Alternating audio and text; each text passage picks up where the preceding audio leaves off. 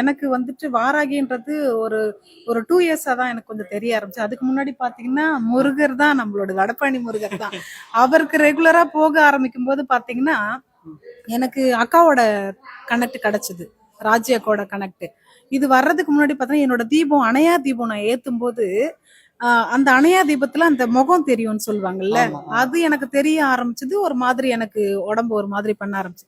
அதுக்கப்புறம் தான் அக்காவோட கனெக்ட் கிடைச்சது. அவங்களோட வந்ததுக்கு அப்புறம் அவங்க எனக்கு பெரிய சேஞ்சஸ்லாம் பண்ணியிருக்காங்க. அவங்க அதுவும் நம்ம ஸ்பெஷலா பார்த்தீங்கன்னா, விளக்கு கடையில இருக்கிற ஓரூர் விளக்கு கடையில இருக்கிற அந்த ஆஷாட எல்லா பூஜையும் பஞ்சமி பூஜையுமே மோஸ்ட்லி நான் அட்டெண்ட் பண்ணுவேன். சிறப்பு. அது வீட்லயே நான் வாராகியோட செலை வச்சு பௌர்ணமி பூஜை இந்த ஒரு 3 மாசமா அம்மாவை கொண்டாடிக்கிட்டு இருக்கேன் நானு.